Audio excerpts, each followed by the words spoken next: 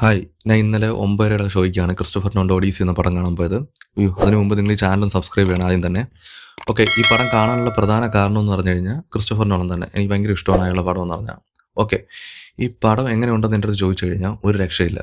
ഒരു രക്ഷയില്ലെന്ന് പറഞ്ഞാൽ ഒരു രക്ഷയില്ല. ഓക്കെ, അതിനുള്ള കാരണം എന്തെന്ന് ഞാൻ പറയാം. ഓക്കെ, ഇതിൻ്റെ പ്ലോട്ടിലേക്ക്. ഓക്കെ, ഇതിൻ്റെ പ്ലോട്ട് എന്ന് പറയുന്നത് ഒഡീസിയസ് ട്രോജൻ വാറിന് ശേഷം തിരികെ അദ്ദേഹത്തിൻ്റെ നാട്ടിൽ പോയോ എന്നുള്ളതാണ് ഇതിൻ്റെ കഥയെന്ന് പറയുന്നത്.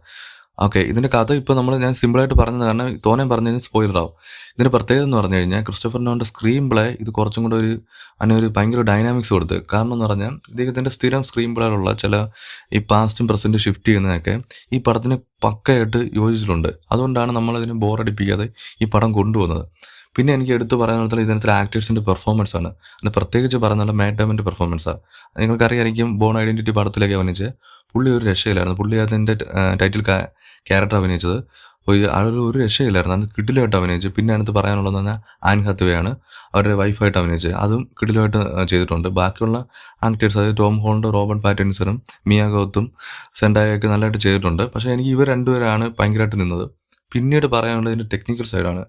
ടെക്നിക്കൽ സൈഡ് എന്ന് പറഞ്ഞാൽ ഒരു രക്ഷയില്ല. കാരണം എന്ന് പറഞ്ഞാൽ ഈ പടം നമുക്കറിയാം മുഴുവനായിട്ടും ഐമാക്സിൽ എടുത്തിട്ടുള്ള ആദ്യത്തെ പടമാണ് ലോകത്തിലെ. അതുകൂടാതെ തന്നെ ഇതിൻ്റെ ജോഗ്രഫി എന്ന് പറഞ്ഞാൽ കടലും ഈ മലയോരങ്ങളും അങ്ങനത്തുള്ള കഥയാണ്, ജോഗ്രഫിയാണ് ഇതിനകത്തുള്ളത്. ഇതും അതിനകത്തുള്ള കുറച്ച് ഫാൻറ്റസി എലമെൻറ്റും കൂടെ ചെയ്യുന്നപ്പം ഇതിൻ്റെ ഫ്രെയിം അങ്ങ് ഭയങ്കര എനോർമസ് ആയി, ഭയങ്കരമായിട്ട് നമ്മളെ ക്യാപ്ചർ ചെയ്യുന്നുള്ള, നമ്മുടെ കണ്ണ് ക്യാപ്ചർ ചെയ്യുന്നിട്ടുള്ള അത്രയ്ക്ക് ബ്യൂട്ടിഫുൾ ആയിട്ടുള്ള സീനറീസും പിന്നെ വിഷ്വൽസുമാണ് ഈ പടത്തിലുള്ളത്.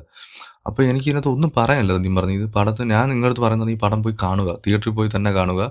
അത്രയ്ക്ക് സൂപ്പർ പടമാണ്.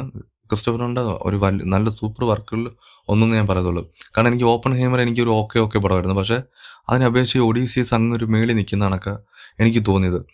എന്തൊക്കെ പറഞ്ഞാലും എനിക്ക് പടം ഒരു 100% സാറ്റിസ്ഫൈഡ് ആയിട്ടുള്ള പടമാണ് ഇത്. നിങ്ങൾ ഉറപ്പായിട്ടും തിയേറ്ററിൽ പോയി കാണേണ്ട ഒരു പടമാണിത്.